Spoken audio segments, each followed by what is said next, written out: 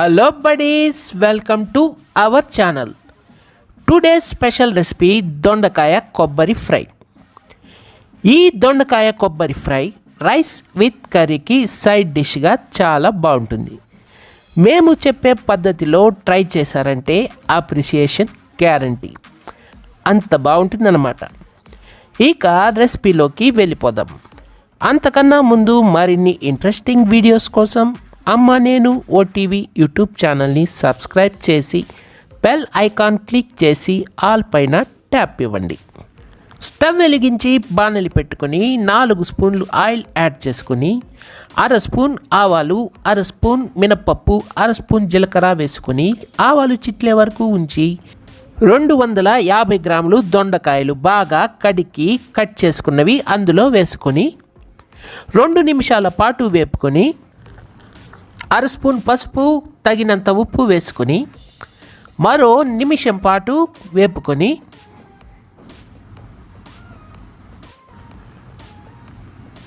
మూత పెట్టుకొని మధ్య మధ్యలో కలుపుతూ మూత పెట్టుకొని నూనెలో 10 నిమిషాల పాటు మగ్గనివ్వాలి. ఈలోపు మిక్సీ జార్ తీసుకొని అర కప్పు కొబ్బరి, అర స్పూన్ జీలకర్ర వేసుకొని ఈ కన్సిస్టెన్సీలో గ్రైండ్ చేసుకొని అరకప్పు పుట్నాల పప్పు, 4 వెల్లుల్లి రెబ్బలు వేసుకొని ఈ కన్సిస్టెన్సీలో గ్రైండ్ చేసి పక్కన ఉంచుకోవాలి.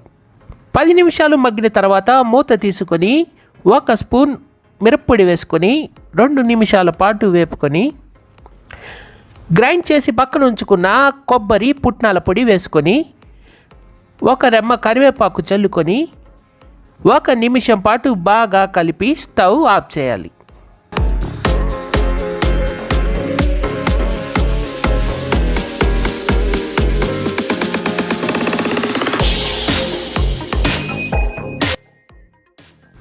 అంతే, ఎమ్మి దొండకాయ కొబ్బరి ఫ్రై రెడీ.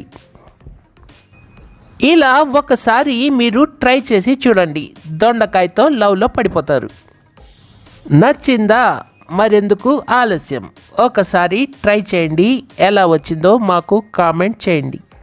మా వీడియో కనుక మీకు నచ్చితే ఒక లైక్ ఇచ్చి మీ ఫ్రెండ్స్కి షేర్ చేయండి.